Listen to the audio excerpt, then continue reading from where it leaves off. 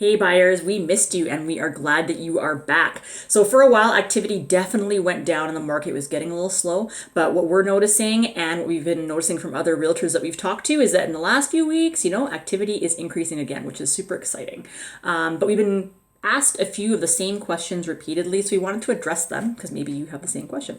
So number one, we've been asked, well, I want to buy, but how do I start? So even before COVID-19, the most important place to start was always financing. But now it's even more important to have your financing in place and your pre-approvals done before writing any offers. So you've spoken to a number of mortgage brokers who have told us that, for example, if you as a buyer have accepted that CERB relief payment from the government, it has caused hiccups in some people's financing. Lenders want to make sure now more than ever that you have either secure employment or a secure source of income, especially in these uncertain times. So make sure your financing is in order. Number two, people are asking, is now a good time to buy?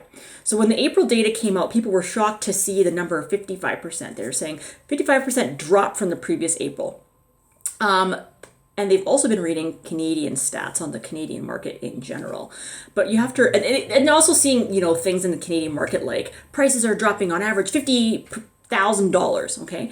But it's important to remember that Canadian stats do include markets like Toronto and Vancouver, which are different than Edmonton and can really skew the data.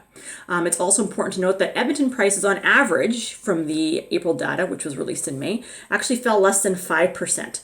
So can deals be found still? Absolutely, especially in some segments of the market. Because inventory is also decreased, it means that there are certain portions of the market, if you're looking for, super desirable neighborhoods or a certain product type, there is still movement in that area of the market. I was actually in a multiple offer situation just last week with my clients. So if you're looking for a desirable property, desirable location, you need to make sure that you are decisive when that property, when you find the right house for you. And I also know of a few builders that have great pricing right now. Builders are very used to dealing and working with clients who are represented by realtors. So I'd be glad to show you those new homes. My clients recently scored a house in which I was able to negotiate, about $20,000 of extras for them. It's always good to have someone representing you and your needs alone. And lastly, but very importantly, is it safe to go shopping? With social distancing in place? Yes.